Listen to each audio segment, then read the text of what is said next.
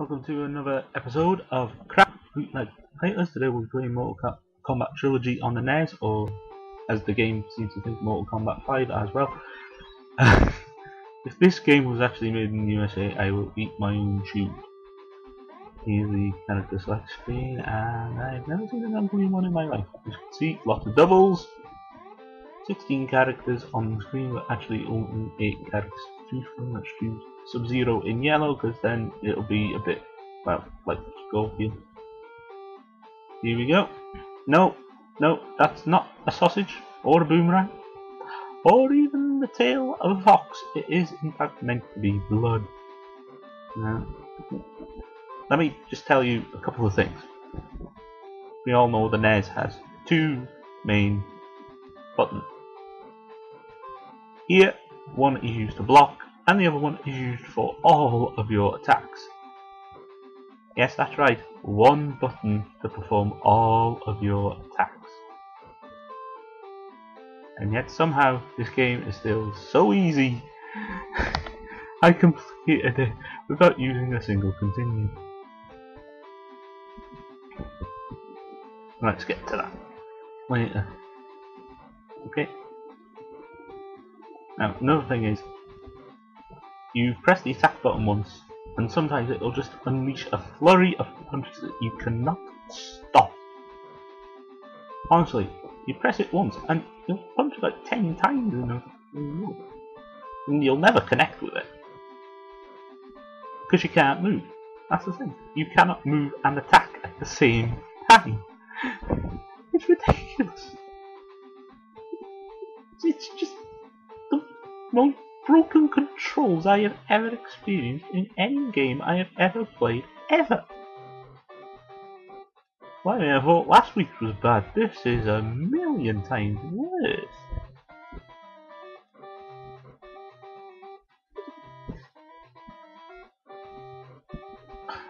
I'm wondering, how can a game be so broken?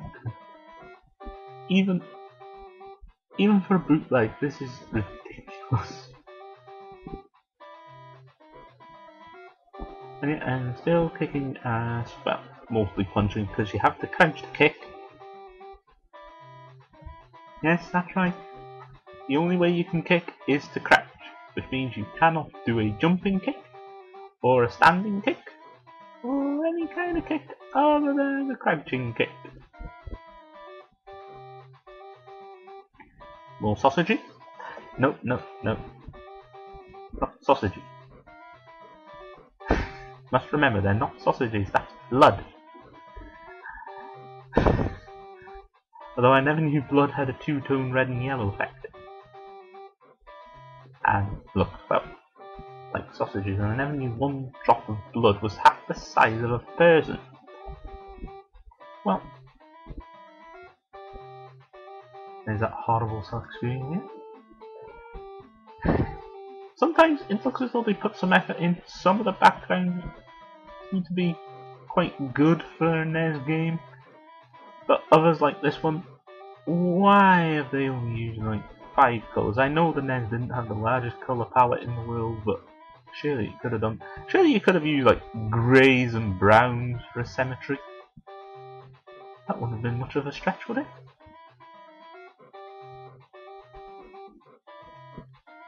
I mean, anyway.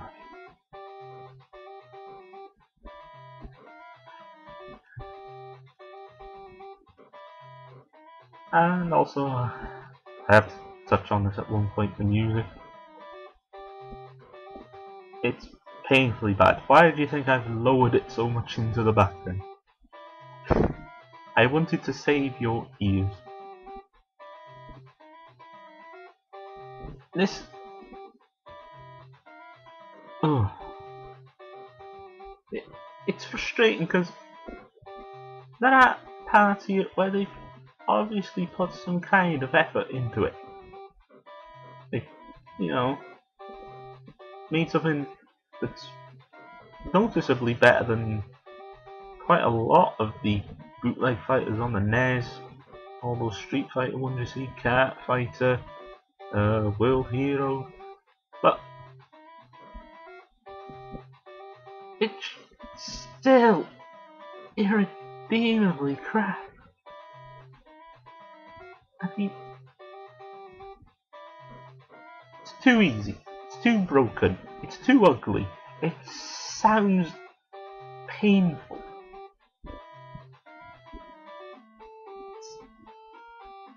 Well, look, same scene, but it looks slightly better because they use slightly better colour choices.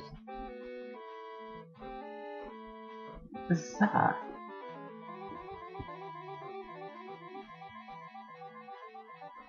And you've got two Sub-Zeros to choose from, but neither of them wear blue.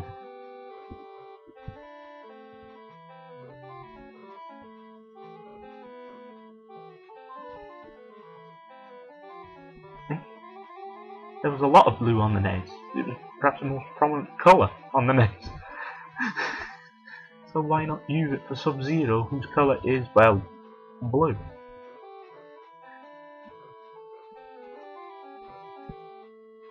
See? There's blue in the background! Honestly, you may as well not even try and justify this game in any way, because you're just going to be wasting your time. Like that. Ooh, that's quite a nice fact in the background. See what I mean about the effort? They've tried. That's a strange thing. They have actually tried on occasion to do something cool with the NES. I mean, if you believe the copyright screen on the title screen, this game was made in 1998. You know, quite a few years after the commercial life of the NES had ended. And so you think, oh, let's try and push it further than, say, 1% of its power. Unlike most pirate games where they just knock something off, or usually just hack a popular game like Super Mario Bros. Or Zelda, or Metroid, you know. Kind of things where 75% of the ROMs available on the net are hacked. Honestly.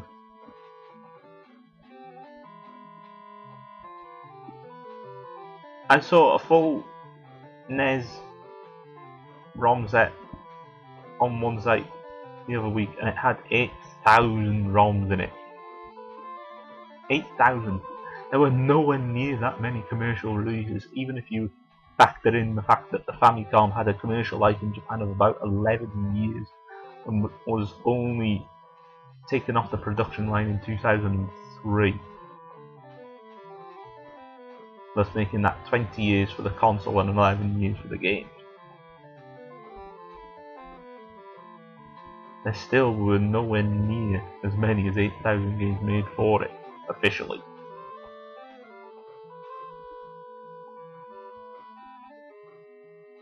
The NES is easily the most hack-filled console of them all.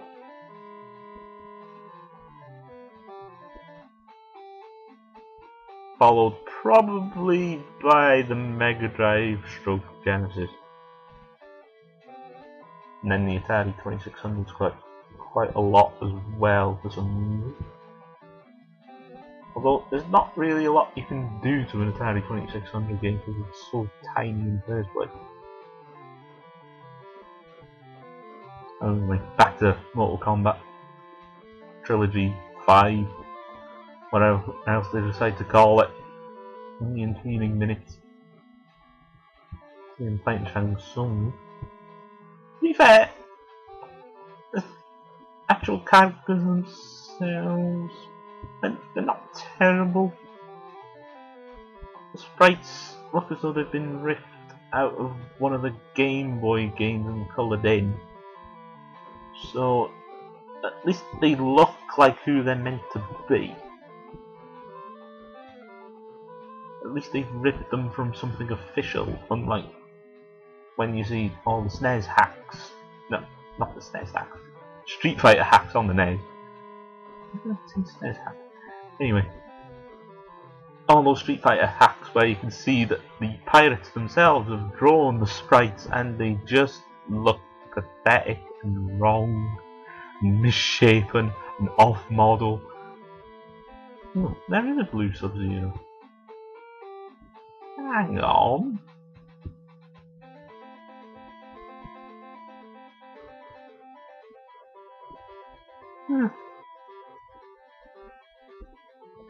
Just me going off again, I suppose.